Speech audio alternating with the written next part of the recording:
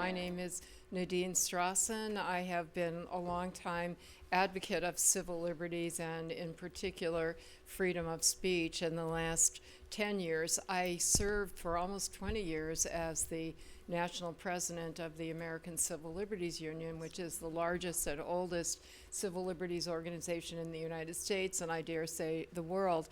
But in the last 10 years, I saw such a crisis of illiberalism from both ends of the political spectrum, not only in the United States, but also in many, many other countries, including European countries, and believing profoundly, based on experience as well as the study of history, that robust freedom of speech is the absolute prerequisite for all other civil liberties and human rights. I've focused full-time on advocacy on those issues.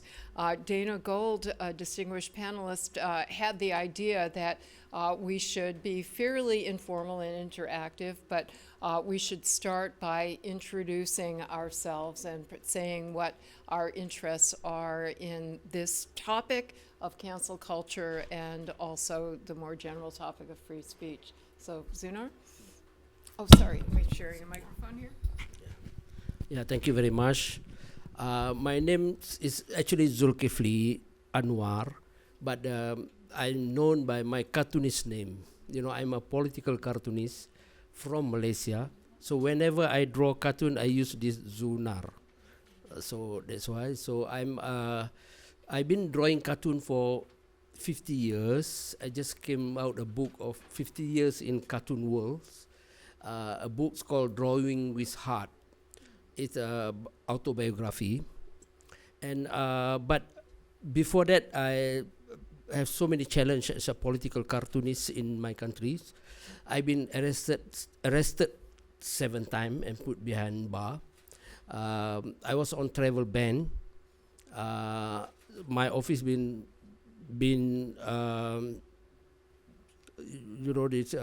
raided so many times. 20 of my books has been banned by the government, and I was charged with. I was slapped with 9 charges of Sedition Act. So this is the challenge. So I'm focused more on corruption, so anti-corruption, and I use a cartoon to tell people that corruption is not a political issue. Corruption is actually they take money from your pocket. To tell people that how, you know. Some people may think that this is political issues. You know, politicians all corrupt. So I have to do my job as usual. So now I start to do that. So I changed the name of political cartoon to cartoon for the peoples. So the people can understand that, you know, in many cartoons I show that. So simplify things, that's what I do in one drawing. So okay, government very angry with me, but I have to do that because I born with talent. I got my first cartoon was published when I was 11 years old, but talent for me is not a gift. Talent is a responsibility. So that's why I continue. Thank you very much.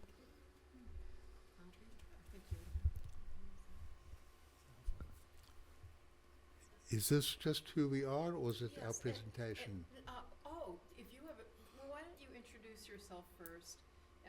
Tell us what your general connection to the topic is, and then we'll do another round where we overview the topic.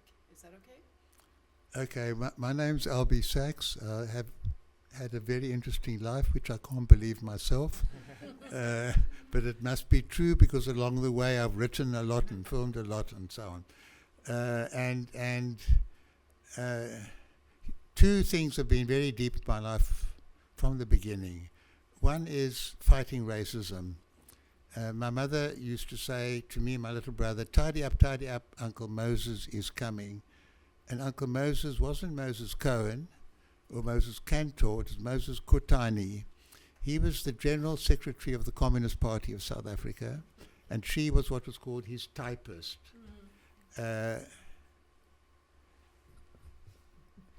My wife is telling me that I must make it clear that he was black and I was white. Come on, you guys, you guessed that, didn't you? From the names? No? Okay. In South Africa, people would know just from the names. When it comes to my turn to speak, I'm going to tell you how I was politically correct at the age of 5. Okay, with that preview, I think with that trailer, you can go straight to the main event. Yeah, the people want to know if you want to. Just go through. Okay. And my younger brother Johnny was 4. We were both politically correct. How did that come about? This was during World War II, and my mother said she's being criticized by her neighbors as being a supporter of Hitler Germany. Why? Because her little son Albie and his brother Johnny were telling people, you mustn't say the Germans, you must say the Nazis.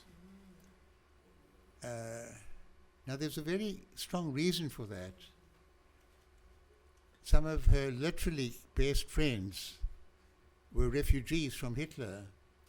Quite a few had come to Cape Town. I went to a kindergarten run by somebody called Auntie, Mrs. Tischauer, whose husband had died in a concentration camp. She used to sing us to sleep in the afternoon with Brahms' lullaby. Da da da da da da. Da da da da da da dum da da da dum da da dum da da da da da da dum. Some of you might know it, yeah. So the German language was associated with somebody who was my mother's friend. And there's even a connection, and I'm not making this up, with the Adlon Hotel. That's why I was so pleased when I heard that we're going to be put up at the Adlon Hotel. One of the earliest books that was read to me and that I read was called Emil and the Detectives by Eric Kastner. I read it too. And Emil was this little boy and he hung out with the detectives. And some of the most important scenes in that book are at the Adlon Hotel. I didn't even know what a hotel was. I had to find out afterwards. So all of these are features of Germany that not caricature Nazis, Heil Hitler, Achtung, Achtung, and so on. People who were suffering because they were part of international resistance. So for me, in that sense, I don't say that as a story against myself. I've been politically correct, I think, most of my life, and certainly very much so since I became active. And I defend my right to be politically correct. That's the first point.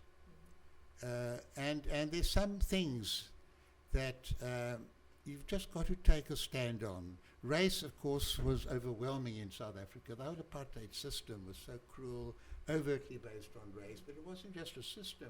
It was daily conduct everywhere, all the time, about everything. And you resist that. And I'd be in company with white kids telling jokes, and some of the jokes would be racist, that picked up from their parents. And I would find ways of trying to combat that. We had lots of jokes about Englishmen, Irishmen, Scotchmen. The Irishman was always stupid, clumsy. It's hard to believe now, you know, the Irish now have a reputation for brightness and fun and success and doing things well. Then they were the stupid people,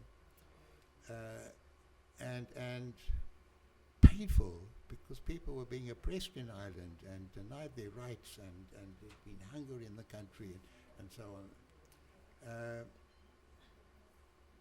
Later on, the issue of anti-gay jokes. Ha ha ha, often told by gay men. You know, I'd be with men. And there was such pain. They telling the jokes, kind of against themselves, with a part of self-lacerating humor, but to be popular with other gays and with straights. So then anti-woman jokes. Women with stupid drivers, they were clumsy, and the women's movement is becoming very, very strong. And it reached such a stage that was sometimes the hardest one to combat, because it's sometimes not so obvious, you know, it's just like an implicit putting down. And it reached a stage where I was so politically correct. We had a case in the Constitutional Court. I'm sitting with my colleagues. It had nothing to do with gender. And one of my colleagues said, I don't want to sound like an old woman, but. And I said, I'm not going to give his name away. You know, do you have to say an old woman, not an old man? He actually got up and walked out of the... I don't think I would do it today. I'm not sure. I don't think I'd have the courage today. But sometimes you've got to take a stand on small things. The small things are so pervasive that they reinforce a culture. And I don't want to live in that culture. I don't want to just go past just like that. So in terms of myself having the right to be politically correct, I am PC. I don't know if it's possible to be perfectly politically correct, PPC. And it's not take the joke, take the humor, it's okay, don't have a chip on your shoulder, don't be so sensitive. You've got to be sensitive about those things. And the real test is, are the groups that are being put down vulnerable groups? Is it an expression of power, of domination, of control, of superiority?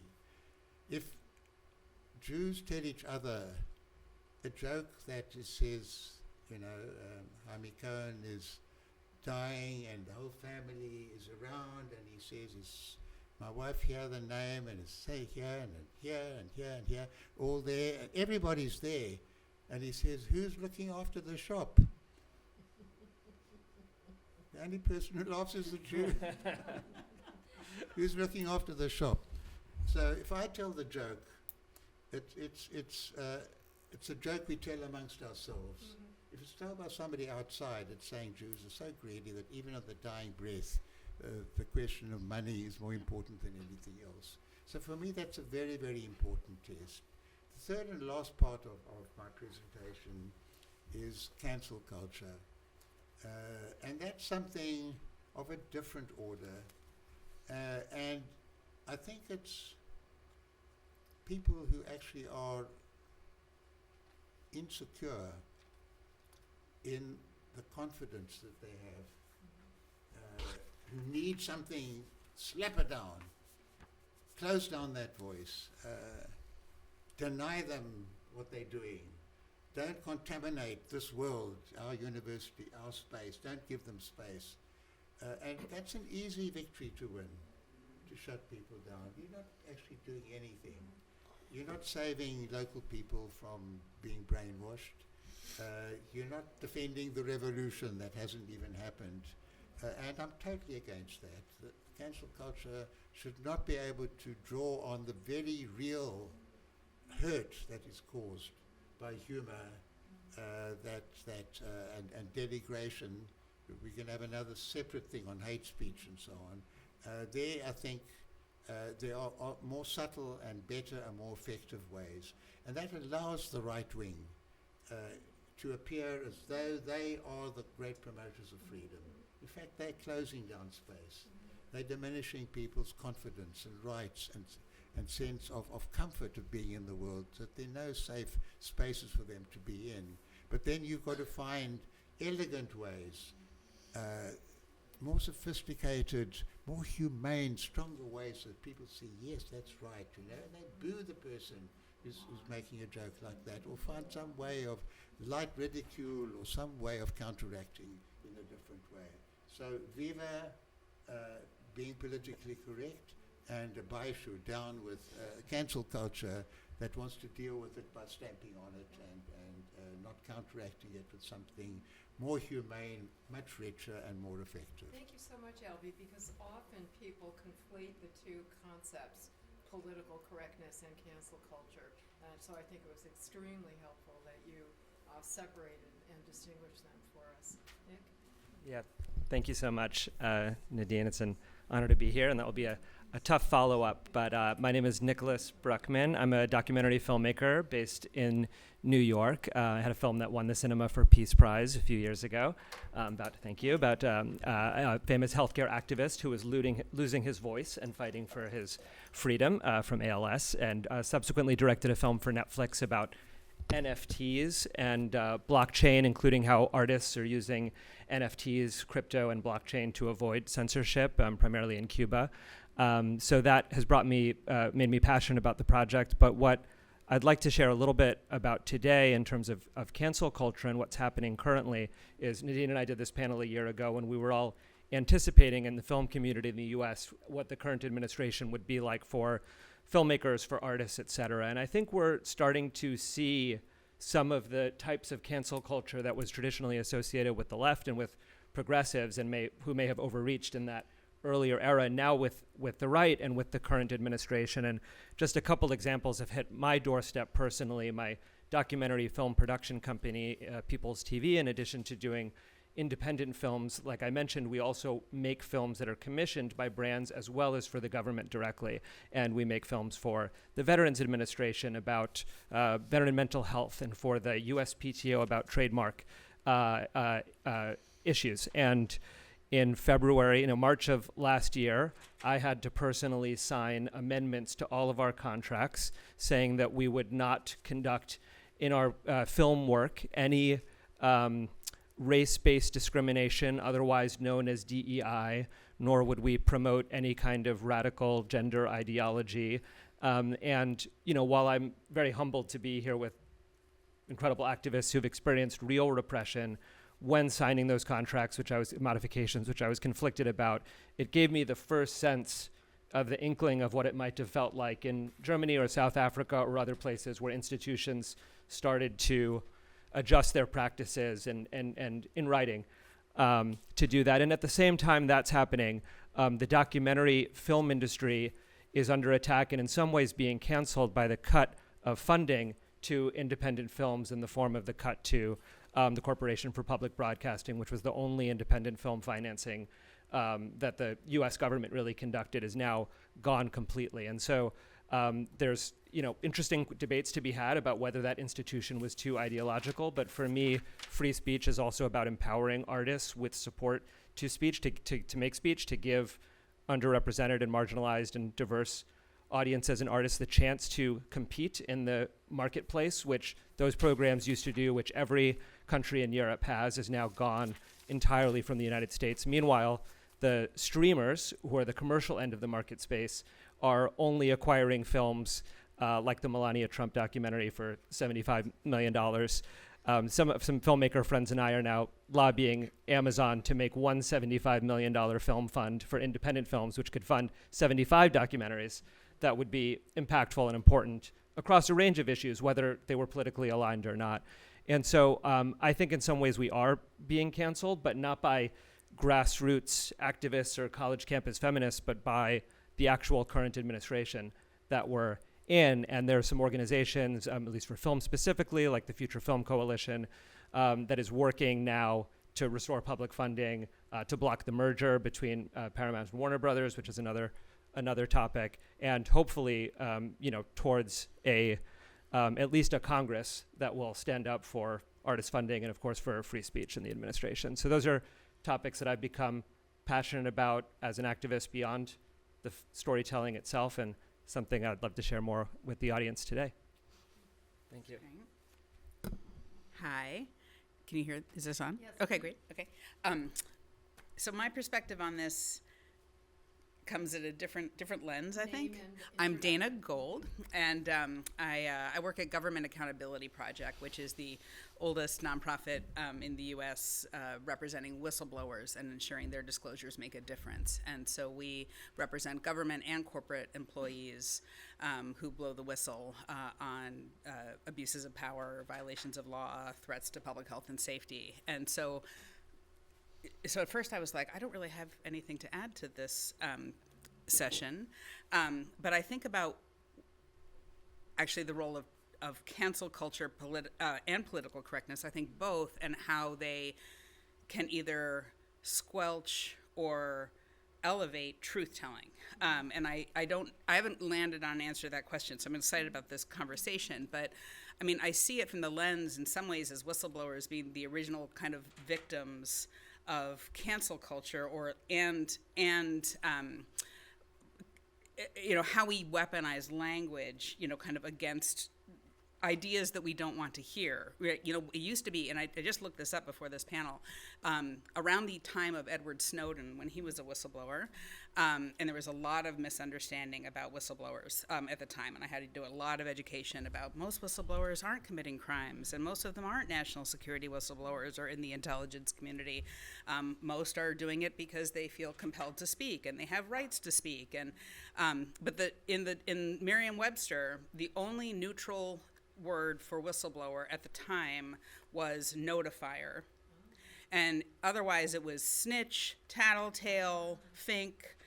I mean, it was like 30 negative words. And I looked this morning, though, or before this panel, and there are about 5 neutral words like informant, reporter, disclosure, which I had written a nastygram to them, you know, a while ago when I had. So I don't know if that, I'm not going to take credit for that, but I actually, because I think what's interesting is it shows the evolution as trust in institutions is just plummeted.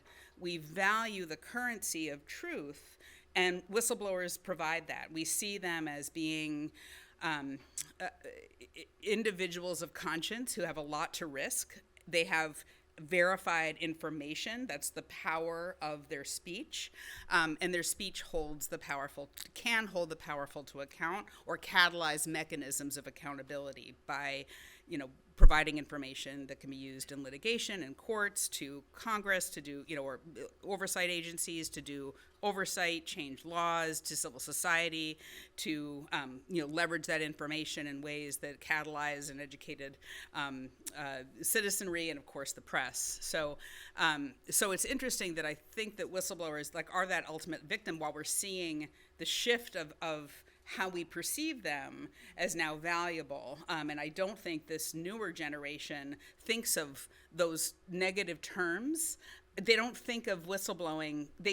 I don't think that the younger generation thinks of whistleblowers as snitches the same way that maybe our older generation does. And that shows in polling as well, that polling has suggested that at least in the US, that 86% of Americans want stronger protections for whistleblowers, which it used to be, you know, they would be viewed as traitors. And so that's been a really interesting evolution in how we think about the power of language to chill or elevate speech content. And that's what I think is interesting about this, because even in the context of political correctness and terms and owning being, you know, PPC, you know, that is about truth, right? That is about standing up for the truth of people who are victims of abuses of power, really, those who are oppressed and more vulnerable. You know, and I think about, you know, same thing with political cartooning. I mean, there's always the grain of truth, and that's the power that is subversive, right? So, but I do think that, you know, to your point about the language, the contracts that you have to sign, I mean, that's the world that we're in now with whistleblowers, and kind of the perverse ownership of this kind of anti-wokeism being used as lawfare, right? It's being used against whistleblowers in defamation suits. It's being used against universities to chill them and extract grants from them because the administration wants to control ideas and speech. We see this in criminal prosecutions and investigations against whistleblowers or political enemies. But it's rooted in this language of this is a traitor. Mark Kelly, I think about, and his colleagues who were just, literally, it was a failed indictment against the colleagues, but against Mark Kelly, encouraging the military troops in the U.S. to exercise their duty to disobey unlawful orders, and that was viewed as traitorous or seditious. And he won, at least, and that's so far, or that's where we're at. But it is, when you see the power of both language and the law to squelch truth, that's where I think these concepts of political correctness and cancel culture, they cross over into something very different and more dangerous. And that's what I'm kind of interested in, is where that line is around where truth plays and where people are either victims of oppression or exposers of oppression. So, yeah. These are such fascinating interventions, and Zunar, you and I just introduced ourselves, so I will first, and then I'll invite you to give an overview of our perspectives on the topics. And I would say I agree with Nick that how much has changed in a year. Dana, you also take a longer time view, but are also showing significant changes. And if I can put in a plea for consistently adhering to neutral principles of free speech, because, if you don't protect them for speech that you hate, pretty soon it is going to come back and bite you with respect to speech that you love. Sadly, the opposite is true too. We see a lot of, I'll use the United States as an example, although I know enough about other countries to know that there are echoes of this everywhere, all around the world. So, this is where my main experience is in the U.S.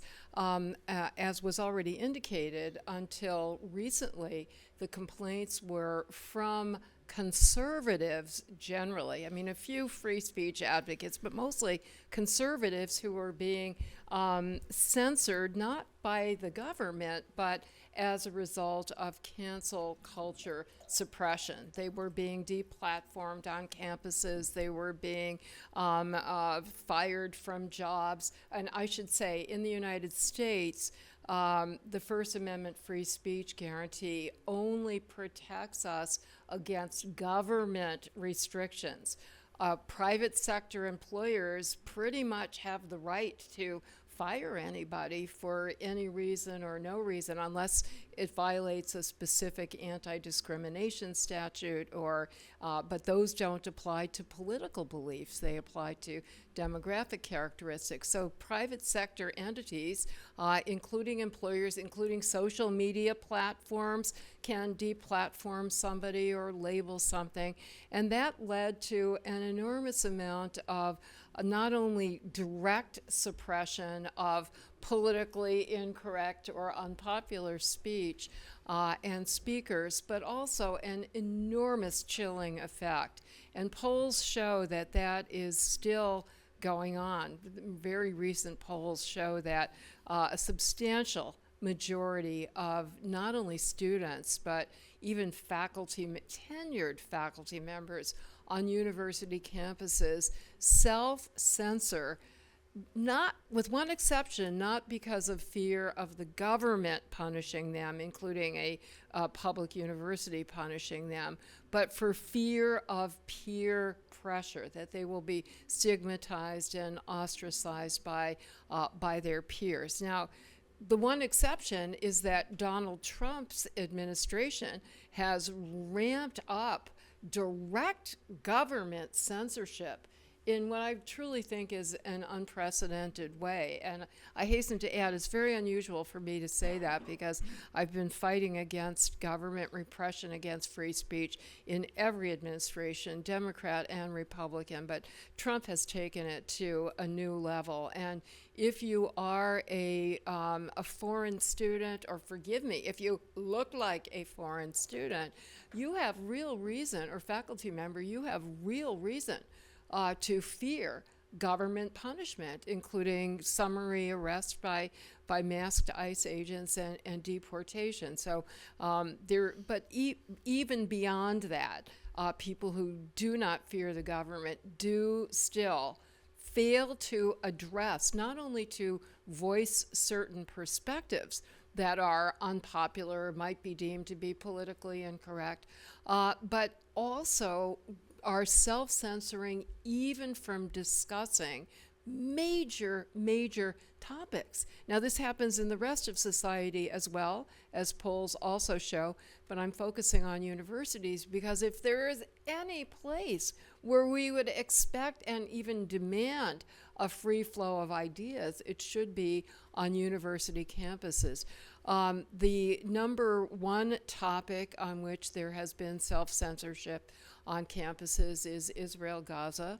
And there, unfortunately, we have seen actual censorship by government institutions. But students seem to be even, aside from the foreign students, even more fearful of saying the wrong thing. And so they're just not discussing the topic at all. I was really surprised to see that the number two topic on which there is self-censorship is abortion.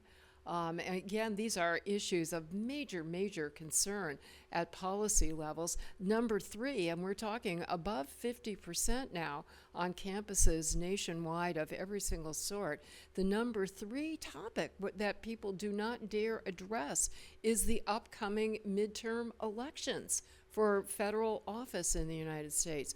So cancel culture is still a very serious problem.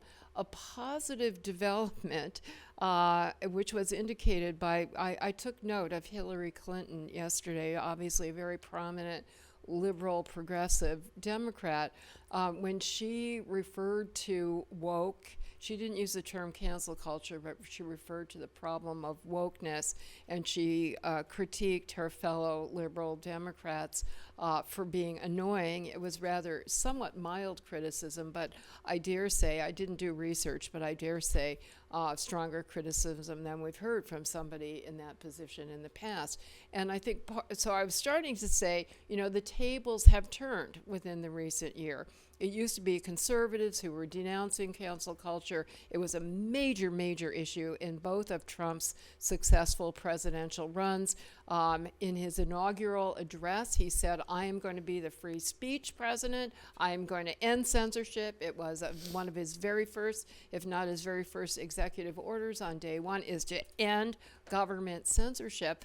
And what do we have? It's followed not only by countless examples of direct censorship. That's not the topic of today, so just take my word for it. There are organizations that track, and we've had some examples already, because the defunding that you're talking about, the contractual language you're talking about, fortunately, First Amendment challenges have been brought, and Trump is mostly losing. But also the cancel culture.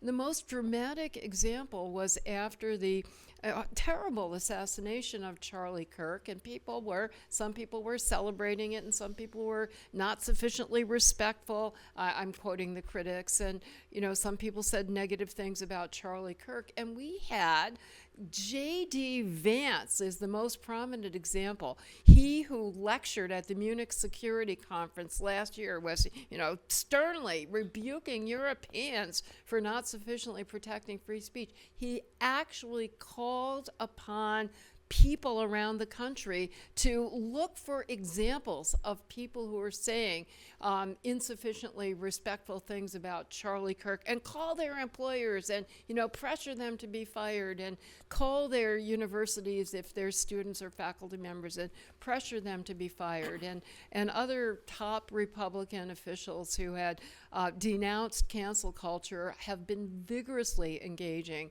in cancellations. I've lost track, but last time I looked, there were several hundred people who had lost their jobs. We're not talking just about social pressure, painful as that is, but the pressure on private sector employers to fire employees for saying the wrong thing, for not being politically correct from Republican conservative perspective. So I think what that shows is that those of us who were critiquing the censorial power of private sector cancel culture had a very strong point, but that we did not somehow persuade people that we have to be neutral and consistent in opposing a punitive critiques of free speech. And I'm emphasizing punitive, and because of course there is not only a right but also a responsibility to call out ideas that you think are wrong or jokes that you think are insensitive. I would absolutely oppose any attempt to make that kind of private sector critique illegal. But what I hope would happen is that we can buttress free speech law with free speech culture and supplant cancel culture with a culture that, encourages robust criticism, but urges restraint so that criticism does not devolve into too punitive an approach such that it stifles the discussion altogether, that we're trying to persuade, not to silence. I have more to say, but we all have more to say, so I'll give you time for your opening remarks, Sunar. Oh, you need the microphone to speak. Thank you. Oh, is it? Yes. You just know it? You just realize that you need microphone? Yeah. Yeah, it's a free speech. Yeah, Yeah. exactly. Okay. First of all, this topic is a bit broad. Nobody asked questions, so we just pick up which area. As a political cartoonist, this topic's political correctness and is won't help us, because if political cartoonists thinks about other people feeling, they cannot draw cartoon. As simple as that. Because political cartoonists' job is to provoke thoughts, to go beyond the line. If you want to be a good political cartoonist, so you cannot draw while drawing and put your mind about political correctness. You can't have a cartoon about that. So also self-censorship, you cannot do that. Because as example, myself, when I when arrested so many times, I mentioned I cannot draw cartoon while thinking of the police will come again tomorrow if I draw this cartoon. You can't have that in your mind. Yeah. So it's easy to say 10 years ago. It's easy to practice that. But now we have a situation where when internet era, especially social media, you have a problem of you draw something in America, it can be accessed all over the world. So this is the challenge. You are not drawing for your community. You're drawing for others. Everybody can access. Maybe they don't simply, people in Malaysia, example, they may not interested in American politics or European or German politics. They don't.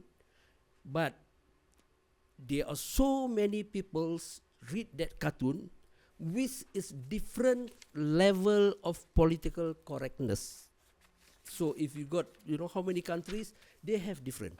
You see in let's say in Asia, in Malaysia or Middle East or what, our political correctness is about religion. So if you draw something about Muslim, about Islam, it is happen like Charlie Hebdo. You talk about Charlie, that this is Charlie Hebdo. somebody know there's 5 cartoonists being killed in that accident. So I was invited to speak to the UN after that, because I'm Muslim, I'm a cartoonist. So they want to see how, what, you know. But again, this is the issue. After that happened, after that Charlie Hebdo happened, in world of editorial cartoonists, we are split. Even in America and Europe, people are split. People, nobody can say rightly this is right or wrong. I've been to so many conference after that. People say, where is the line? Nobody can draw. I mean, not the line. Cartoon is the line, but again, well, I mean the line of freedom of speech. People can't really. People say, why you? There are some cartoonists in America, very famous cartoonists, say, why do you go beyond that? You know, you why you touch Islam? There are so many issues. So one cartoonist say that. So one cartoonist say this is wrong to do that. But these cartoonists, they know nothing. The Charlie Hebdo cartoonists, they know nothing about Islam. That is the issue. You know, if they draw that 30 years or 40 years ago, no problem at all. But now, you go to the different audience, I mean more broader audience, and then you face the problem. Because it's impossible for cartoonists to learn everything. It's impossible. But again, this happened, and how you do this? And we are split on that, even cartoonists, political cartoonists. So as a solution, they say, okay, we the best way is we don't touch religion. Some some people say, okay, we don't touch that. We do other things. You don't touch Islam, at least. You know, I don't know Christians or what, but Islam is very sensitive. There are some people will come on that. So after that, even so, that is one challenge now we are facing, because the political correctness term is different from the other part of the world. We are talking about, you know, some others say no, you can't. Some say you cannot do. In Thailand, you say something about king, you will, you know, you'll be in jail directly. You can't. Whether it is some country, you can. So this is political correctness. But again, you do now for the world. Your work is being read all over the world. So it is very, very, very difficult to understand that. And you can't put some clear line on this. Very, very difficult. First, about that. Second thing, now AI era. Now it comes to AI era. And social media. Before social media is a bit, the challenge is only one. You know, you have to face this. Now the challenge is people are looking for viral. To be popular in social media, the youngsters, you know that you need to be viral. You need to do something bad. You need to do something extraordinary. And doesn't matter it's good or not. So you become popular. You become okay. Someone, you know, some youngsters go wearing a bikini in the sort of things, then become viral. If you do good things in social media, nobody will share it. But if you do a bad things or some controversial thing, it will be shared. So against come second question about the freedom of speech and freedom of expression. Can we say no to them? Or they say, I have a freedom of expression. You know, I work on the freedom of expression basis, which is young people like us, we believe that, we want to protect them, but if they do that, how are we going to do? How are we allowed this? So this is things that I think very challenging because of the technology. Because of the technology, anybody just read? I watched the TV. I watched TV this morning in my hotel. The news about 50-second clips about Tom Cruise fighting Brad Pitt. So it became an issue. How are you going to do this? How are you going to do this? It's very, very viral in China, and people thought that it's from a movie. But they are not. They are only AI. but it looks very real. You know, like a part of the movie. So, but they will say, can they say that this is my freedom? Or, you know, I have a freedom to do this. I have a platform. This is how I look it, and this is not Tom Cruise, but someone look like Tom Cruise. Someone look like that. So how you go by law? Very difficult. So this is the thing. I think the challenge that even I don't have clear answer about it, but I say we're going to face younger generation Z, or after Z is what? Why? I don't know, but younger generation. But younger generation have I facing more challenge from younger generation now, because they are last time only editors can be editors. Not everybody can be editors. Everybody can be reporters. Everybody can be cartoonists. Everybody can be, you know, reporting from somewhere, whatever. So it is a strange world. It's a strange world, but very challenging. So I think when come to this, I only highlight what is the challenges we are facing, and we are clueless about this. In previously, it is not so difficult. You see, everybody know about Tintin cartoon. You know, a very famous Tintin cartoon is a very famous one. But the second Tintin series was banned throughout Europe. It was banned because the word negro is it. So it's easy step to do. And the government did it, and society say, yes, this is wrong. But nowadays, if someone come from, you know, TikTok and say negro, what can you do? You cannot do anything. You're clueless about this. So I just highlight the challenge first, and I don't know how to answer. I'm going to now ask the questions we were asked not only to address, but to write a paper about. So I'm really eager to hear your answers, since I'll probably have to draft the paper. And then I want to reserve time for audience Q&A. But I just have to say, Zunar, in terms of, you know, cultural sensitivity and the fact that it's going around the world, and each society and country has somewhat different taboos.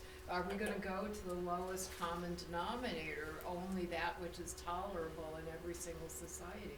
The New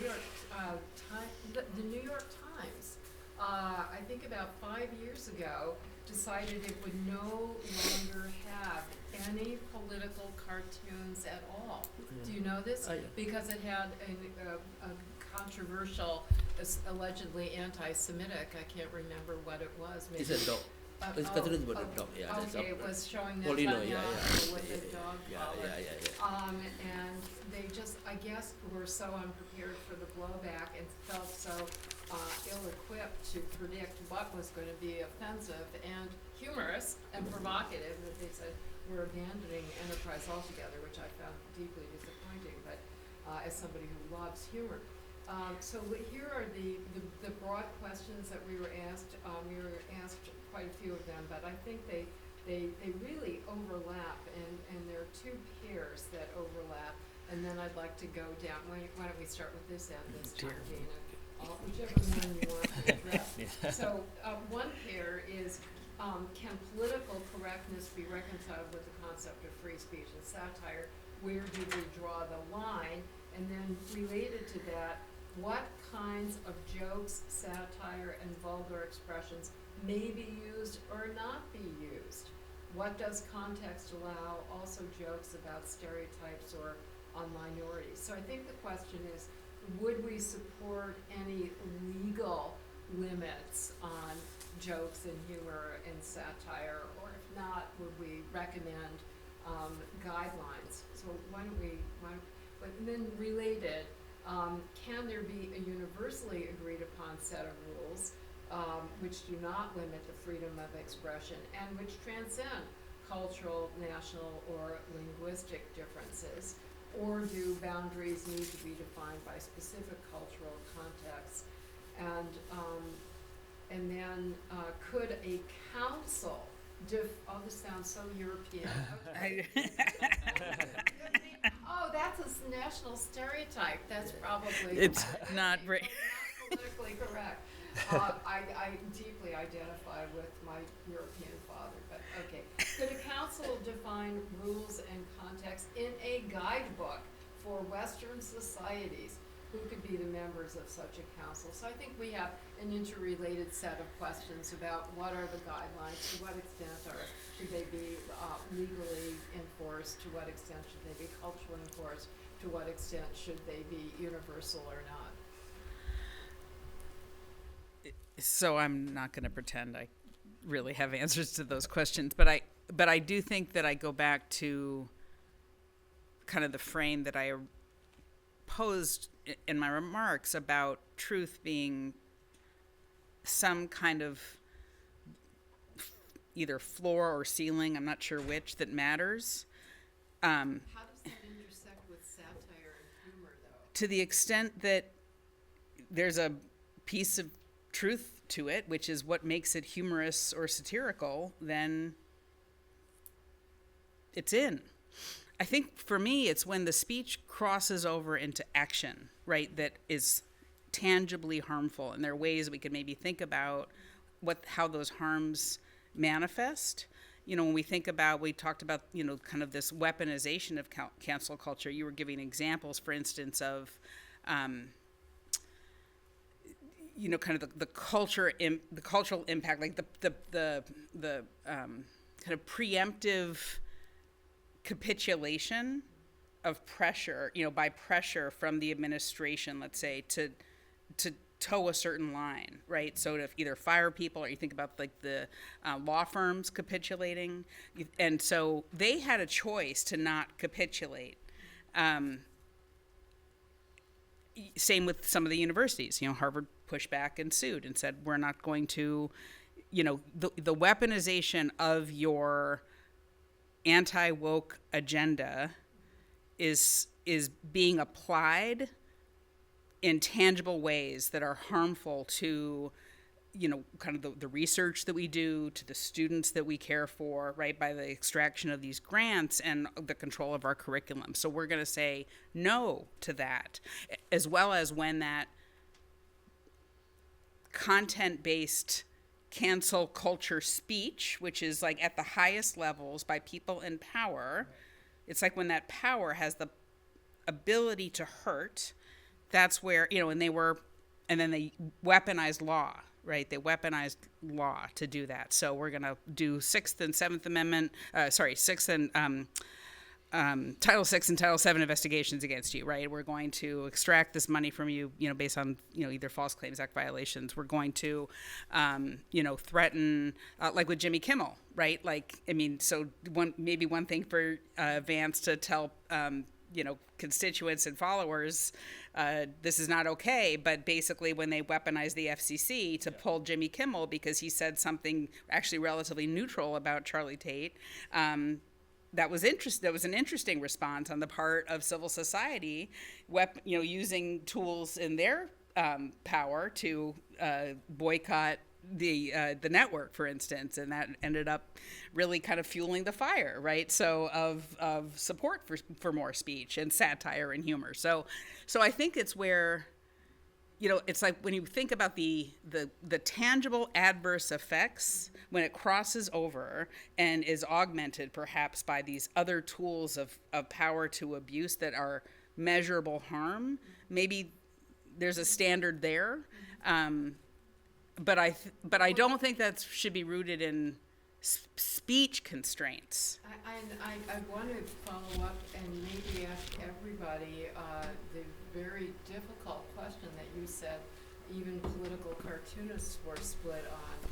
Should Muslim or non-Muslim cartoonists draw cartoons that are about Islam or about other religions? Oh, you're asking me? Charlie Oh. Hebdo. Yeah. They dated cartoons.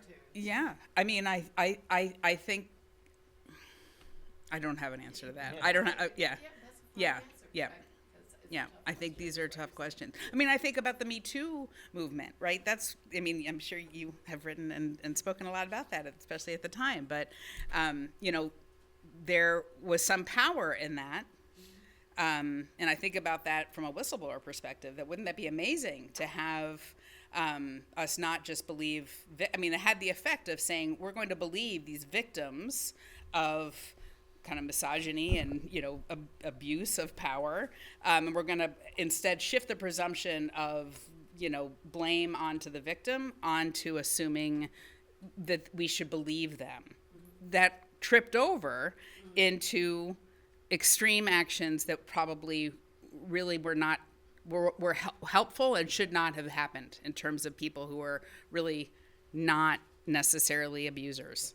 And so I think that's where this is comfortable, but tough about where this line is. Whereas, and I think part of me, from a whistleblower perspective, is I would love that burden shift to happen, that we presume that the whistleblower is telling the truth, and that we question the accused of misconduct, right? Like that we would assume that, if someone's blowing the whistle on a wrongdoer, that we assume that wrongdoer, the presumption would have to shift to the wrongdoer, right? More than believing that the messenger is just in it for money or lying or, all these other negative presumptions that we might have because of the cultural bias that we have against whistleblowers that have built up over time. So I think these are complicated, but that's where I'm trying to find a tangible line around, truth being and harm being some kind of barometer that's only handled in the law, not in the culture.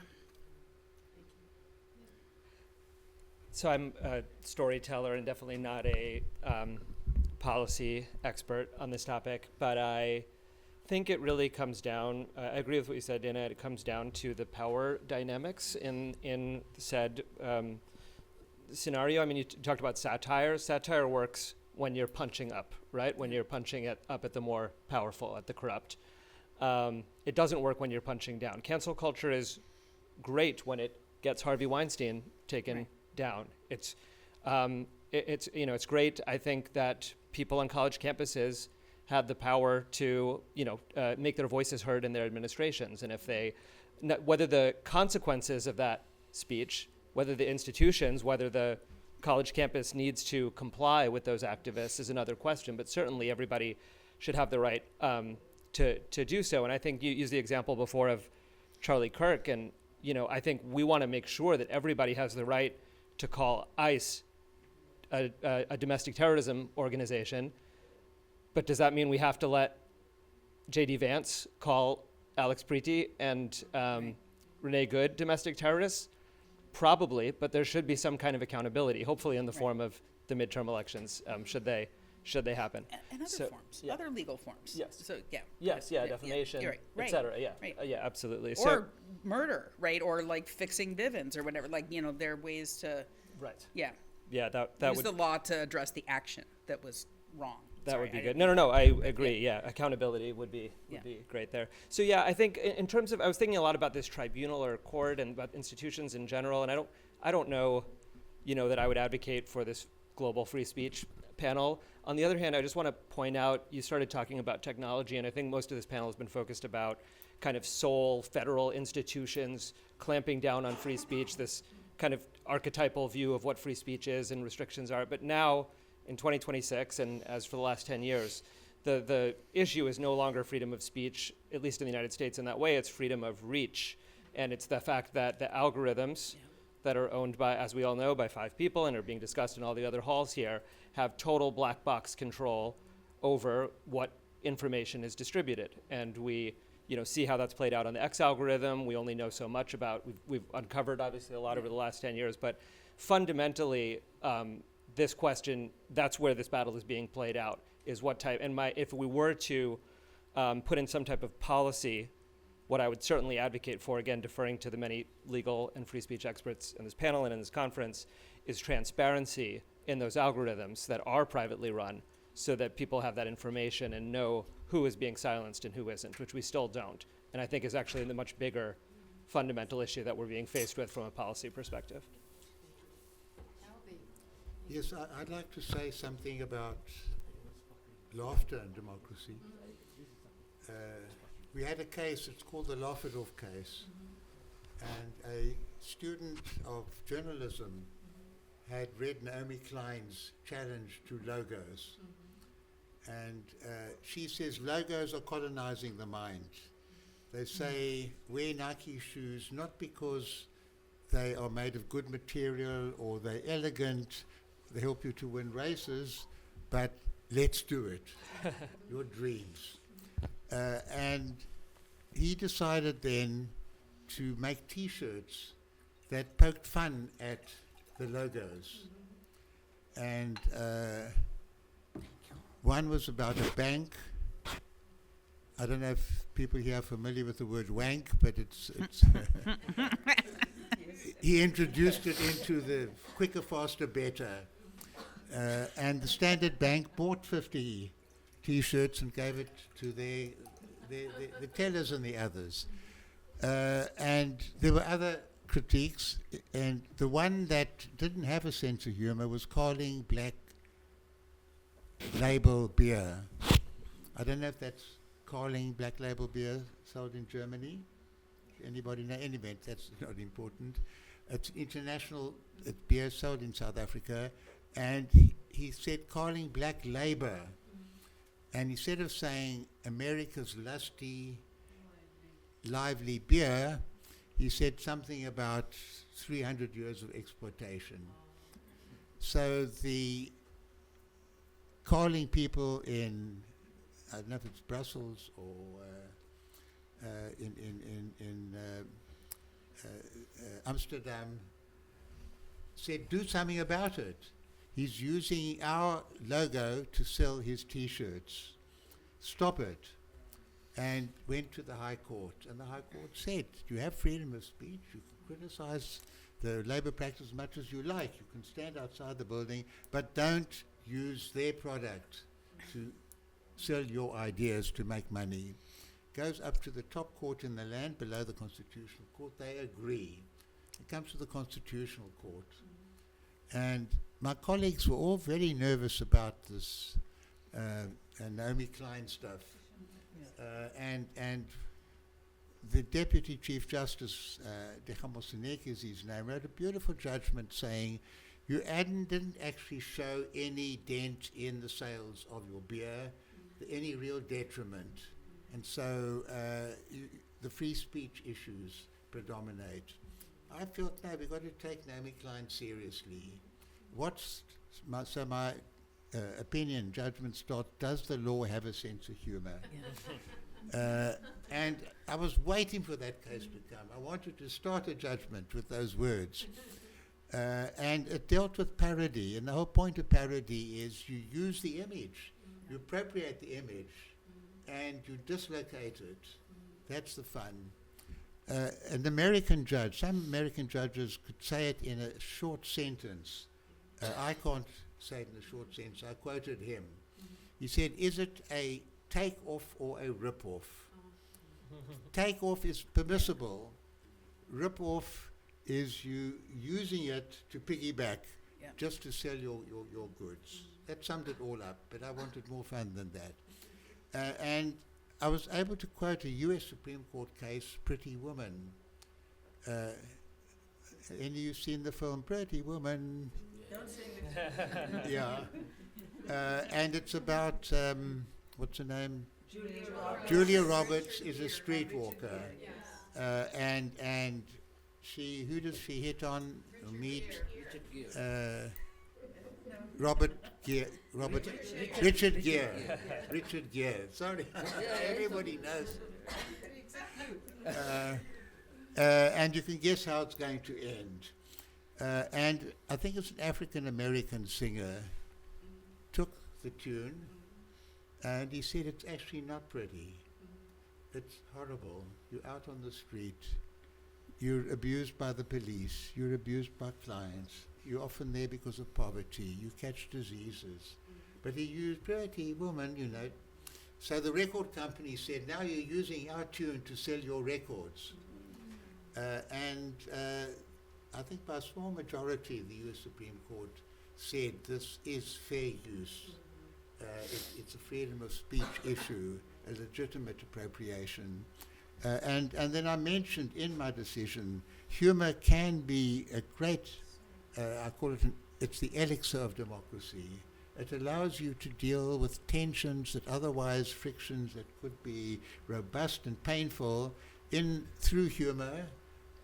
It's a form of speech that is very, very empowering, and it's part and parcel of the democratic project. It's not just the right to make a joke. It's actually important for human conversations to have that. And it's no accident South Africa has Trevor Noah, because we have wonderful stand-up comedians, and that was what I was thinking of. But I did mention that humor can be cutting, it can be destructive, it can put people down. And I think I would probably come to that point a little bit before you would, but maybe there'd be a stage where even you would agree that it's so demeaning. I'm not sure how absolute you are. It would be a test of your absoluteness. So I was the hero of the cartoonist community, but not for long. Because our great cartoonist named Zapiro, I know him very you know well. Zapiro, He's a yeah, friend, did a cartoon showing The rape our cartoon. president, Jacob Zuma at the time, Being raped. about About to to being raped. undo his fly with the Lady of Justice lying on the ground and ANC leaders saying, "Go for it, boss." And I publicly said that that was very inappropriate. He'd been on a trial for rape. He was actually found not guilty. But it played into the strongly entrenched image of a racist society that black men are there to use their power to rape white women. And the figure of justice wasn't very, very white, but wasn't an African woman. And I said so that I felt it was inappropriate for him to do that. I said that in Durban at a festival. I come to Cape Town, and Zapiro's in the audience with another great activist, Zaki Ahmed, and they heckling me. The only time I've been heckled in my life is by my friends.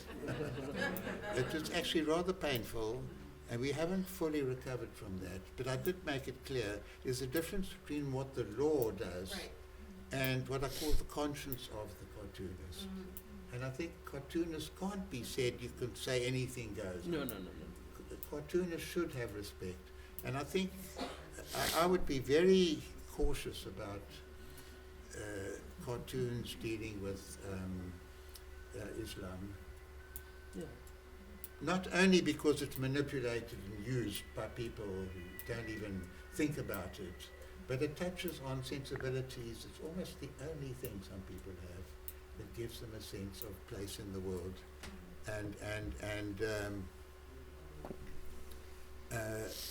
I would feel that you have a conscience not to tread in those areas.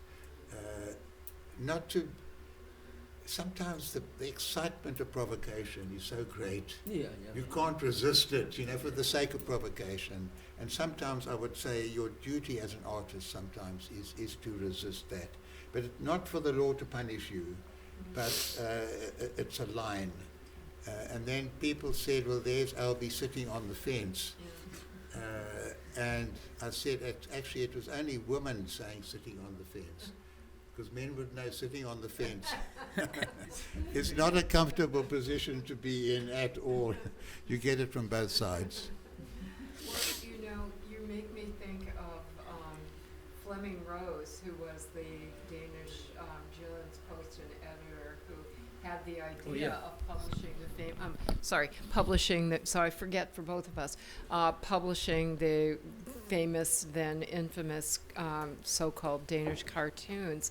And it makes me wonder, Albie, and also I think both of the other panelists, all of the panelists have indicated that the motive or the purpose of the cartoonist or humorist has to be a factor. that you refer to conscience, Albie, and you refer to not punching down, and you refer to truth.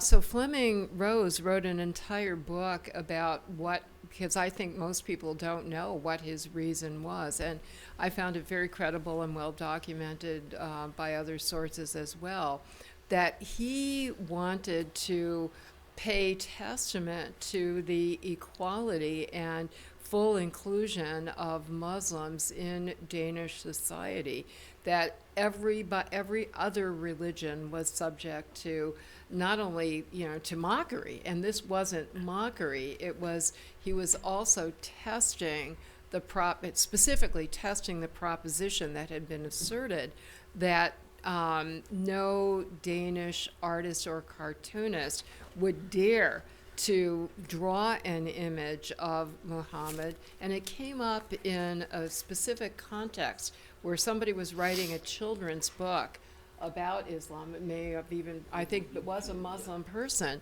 and couldn't find anybody to do the illustrations. And he said, no, this is a disservice to Danish Muslims. They're not so intolerant, and they do respect free speech, and so let's get some submissions. You can agree or disagree with whether it's smart or wise, but I really think he had the most positive intentions, and it was not one of punching down, even though people could perceive it that way. So it just adds to the complexity of the analysis that we're talking about. I have many humorous friends. I happen to love comedy for some of the reasons that you referred to, Albie. I think it's just the greatest safety valve. And until recently, it had been an outlet for what could otherwise not be talked about. So to me, it's kind of disappointing that in this realm of all realms, that there are things that we can't talk about or laugh about. I find very sad. One final word, and then I'll turn it over to you. A lot of my comic friends and humorous friends have said the only criterion is it funny or not? The you mentioned about Rose, the name. It's a male. Fleming Rose, a man. Yeah, okay. Everybody understand that. I think the purpose of Charlie Hebdo cartoonists. So I talked with the widows in one forum. So they also have the same intention. There are things that, okay, like you say, Jesus being, a lot of drawing about Jesus. On other religions, Buddha, so what they will do, why can't Muslim? But one thing you should know, they are in Islam, whether you agree or not, I don't agree, but this is 99.9% Muslim believe this narrative, or this is a rule that you cannot draw Prophet Muhammad. It's not only, you cannot even draw a good picture of him, not even the bad pictures. So this is the things that I think then become an issue, because okay, you have right to, you go to other religion. Yes, a religion, there is no rule to say that you cannot draw Jesus Christ. There is no. But Islam, so Islam, they become very sensitive for that. They are very sensitive. But I'm not saying that they are right to do all these things. But again, before that, in Denmark and in Arab stuff, there's two different way at all to look at it. You say, okay, why can't in Denmark or in Europe we can draw cartoons about Jesus? Why can't we draw about Muhammad? That's a wrong question. Because again, you cannot do that.